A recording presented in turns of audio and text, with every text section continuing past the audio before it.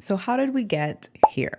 This men's headgear is called a chaperone, and its origins go back to the 13th century. Hooded cloaks and capes were commonly worn during this time, and as the lengths began to shorten, it evolved into this headdress. Let me explain. Whenever men took off their hoods or cloaks, let's say they were getting a bit warm, they would hang the hood, or the part where the head opening is, on their head. This would leave a tail of fabric behind them. They would then end up tucking some of the fabric along their head, leaving them with a roll around their head and still a bit of the extra fabric just hanging down. They would often end up tying that extra fabric at the top, creating this turban effect, and it just evolved from there into stylish headgear for men. In this manuscript from 1412, you can see them being worn by men working out in the fields, and there's even a woman wearing one. During the 15th century, they were made with a more defined padded roll known as a bralette, and the extra fabric was styled several different ways. It could be tied at the top, left hanging down, and some styles also had two pieces of fabric hanging down. A shorter, wider piece that would fall to about shoulder length, and a thinner, longer piece that would be styled and used almost like a scarf. Worn by men from the lowest class to the highest ranked noble, the hats themselves were made of wool for the colder months and lighter fabrics for the warmer ones. The chaperones with more fabric were of course more costly and worn by wealthy men,